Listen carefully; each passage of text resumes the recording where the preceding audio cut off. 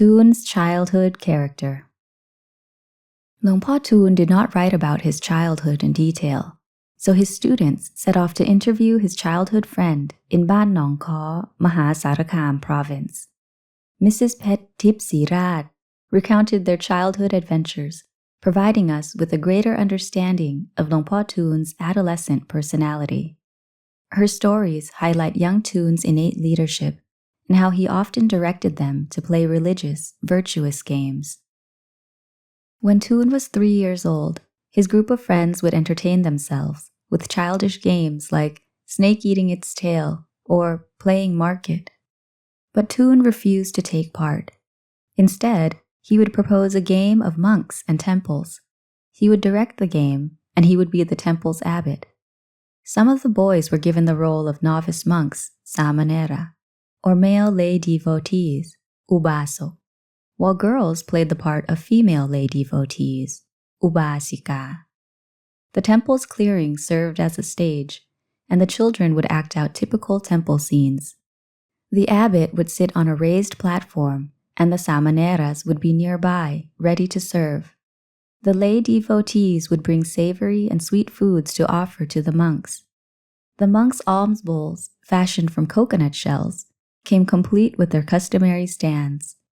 Plates and trays were crafted from stitched banana leaves and coconut shells. The food, represented by dirt and an assortment of leaves, was first offered to Abbot Thoon. He would take a small portion and send the rest on to the less senior monks, in the exact style of forest monks. Every element of the game came from young Thoon's own imagination. Once the food was offered, all the devotees would raise their palms together at their chests and receive the monk's blessing. Abbot Thoon would mumble an incoherent blessing, and at its conclusion, the devotees would raise their joined palms and say, "Satu." The monks would pretend to eat in the alms bowls, while the devotees would form a circle and eat the remaining food.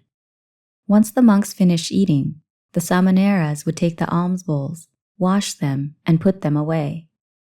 After the devotees finished eating, they would clean up and stow the containers in their proper place. Abbot Thoon would then partake in the monks' customary duty of sweeping the temple grounds. When the devotees were ready to leave, they would bow to Abbot Thoon and then return home. This game was enacted on countless occasions. No one taught them to play this way. Rather, these games originated from Thoon's own imagination. In fact, during those times, there was no presence of forest monks eating from alms bowls to serve as inspiration. Only house monks who ate from plates were around. It's interesting to consider what prompted Thoon to play in this fashion. Absent an adult's direction or a model to emulate, how could Thoon have possibly imagined this game? There was yet another game that Thoon enjoyed playing with his friends. He would position his friends at the front and back ends of 2 bamboo poles, and he would perch atop the center. This was called sitting atop a saliang, or litter. All the children shouldered the litter, calling out enthusiastically the entire time they transported Thoon. Many times he would come crashing down. Nevertheless, he would get up and assume his seat atop the litter again.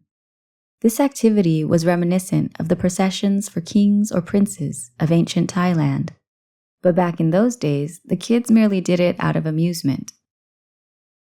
Interestingly, a remark echoed by Thoon's childhood friends, those who grew up with him, and elders who observed his behavior, was how peculiar it was that Thoon, then only 3 years of age, was able to think up these games. All his acquaintances affirmed that he really had carried on like this, sitting on raised platforms while all of his friends sat below. While he gave his lecture, Thoon's friends would sit attentively as he pointed and gestured. Their pretend classroom would be held at the temple or at home, basically anywhere there was an elevated seat. When they had taken in all the instructions, the children would bow in respect. That a child would imagine and play these games was highly atypical. Thoon must have cultivated these perfections of character, bārami, over countless lifetimes, such that they were distinctly embedded into this rebirth. What do you think of Thoon's childhood behavior? What reasons could possibly compel 3-year-old Thoon to behave in this way? Now, let us return to his autobiography.